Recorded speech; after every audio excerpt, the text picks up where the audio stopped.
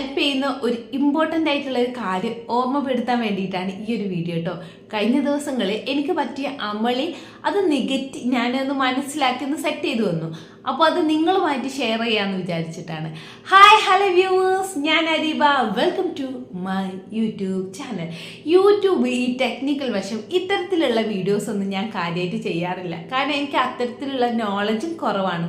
പക്ഷേങ്കിലും ഈ 2-3 ദിവസം ഈ ഒരു നോമ്പിൻ്റെ തുടക്ക സമയത്ത് എനിക്ക് എൻ്റെ വ്യൂസൊക്കെ വളരെ താഴോട്ട് പോകുന്നത് കണ്ടു. അപ്പോൾ അതിൻ്റെ കാരണം ഞാൻ ഒന്ന് റിസർച്ച് നടത്തി നോക്കിയപ്പോഴാണ് എനിക്ക് അതിൻ്റെ കാരണം കിട്ടി. അപ്പോൾ അതുപോലെ വ്യൂസ് താഴോട്ട് പോകുന്ന ഈ കുറച്ച് ദിവസമായിട്ട്, അതായത് ഈ നോമ്പിൻ്റെ സമയത്ത് വ്യൂസ് താഴോട്ട് പോകുന്നവരെ ഹെൽപ്പ് ചെയ്യാൻ കൂടിയിട്ടാണ് ഈ ഒരു വീഡിയോ. കാരണം എന്താ വെച്ചാൽ യൂട്യൂബേഴ്സാണ് എന്നെ ഏറ്റവും കൂടുതൽ സപ്പോർട്ട് ചെയ്യുന്നുണ്ട്. പുതിയ യൂട്യൂബേഴ്സിനെ ഞാൻ എപ്പോഴും അവരെ സപ്പോർട്ട് ചെയ്യാറുണ്ട്.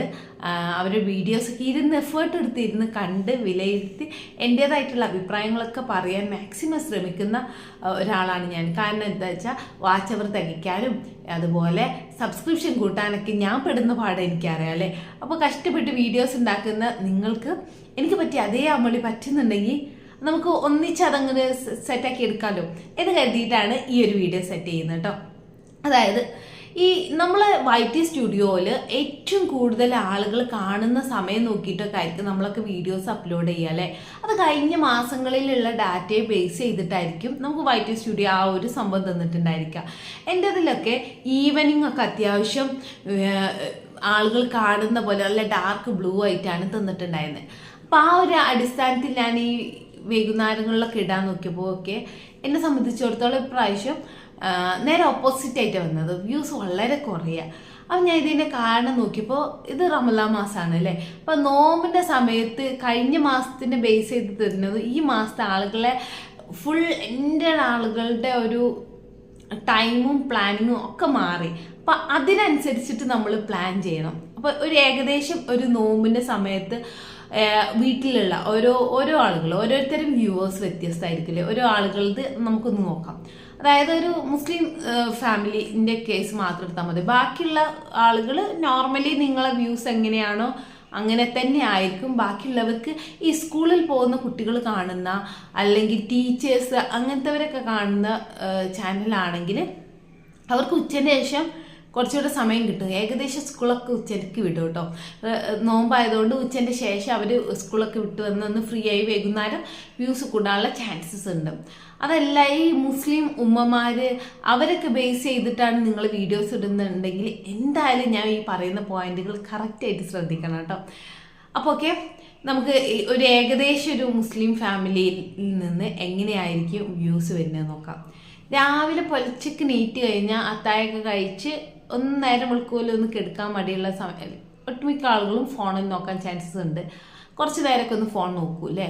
പിന്നെ സ്കൂളിൽ പോകുന്ന മക്കളൊക്കെ ഉണ്ടെങ്കിൽ അവർ സ്കൂൾക്ക് പോകുന്ന ആ ഒരു സമയം അവർ പോയി കഴിഞ്ഞാൽ കുറച്ച് നേരം ഫ്രീ ആണ്.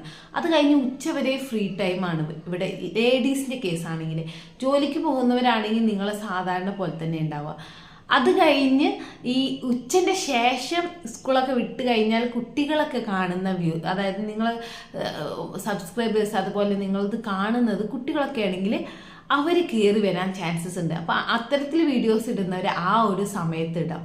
അതുപോലെ കുക്കിംഗ് വീഡിയോസും കാര്യങ്ങളൊക്കെ ആണെങ്കിലും ഈ പറഞ്ഞ ഉച്ച മുതൽ വൈകുന്നേരം വരെയുള്ള സമയത്ത് ഇടാം. കാരണം ഇന്ന് എന്ത് സ്നാക്സ് ഉണ്ടാക്കണമെന്ന് ഇങ്ങനെ ആലോചിച്ച് നിൽക്കുമ്പോഴായിരിക്കണം നിങ്ങൾ ഇടുന്ന വീഡിയോസ് അവരിലോട്ട് എത്താൻ.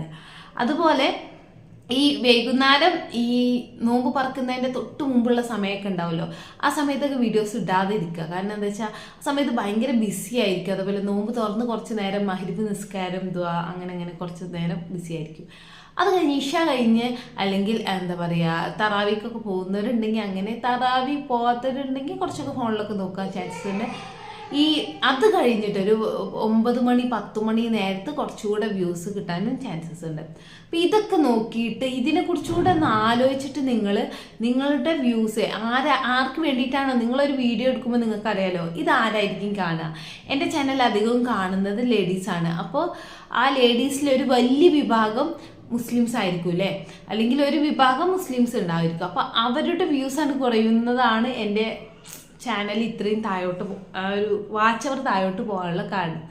അപ്പോൾ അതിന് ഞാൻ കണ്ടെത്തിയ സൊല്യൂഷൻ അവരുടെ സൈഡിൽ നിന്ന് ചിന്തിക്കുക എന്നുള്ളതാണ്. കാരണം എപ്പോഴും നമ്മൾ ആർക്ക് വേണ്ടിയാണ് ഇപ്പോൾ നമ്മളൊരു പ്രസംഗം നടത്തുകയെന്ന് വിചാരിക്കുക, നമുക്ക് വായ തോന്നി ഇങ്ങനെ വിളിച്ചു പറയുന്നതിനേക്കാൾ അത് കേൾക്കുന്ന ആളുകളെ കുറിച്ചിട്ട് ചിന്തിച്ചിട്ട് നമ്മൾ പ്രസൻറ്റ് ചെയ്യുകയാണെങ്കിൽ കുറച്ചുകൂടെ ആളുകളെ അവിടെ പിടിച്ചു നിർത്താൻ പറ്റൂലേ.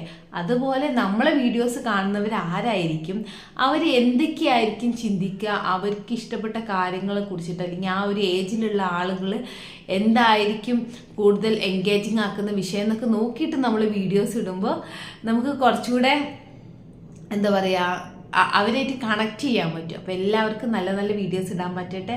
Thank you for watching this video. Please subscribe and support me.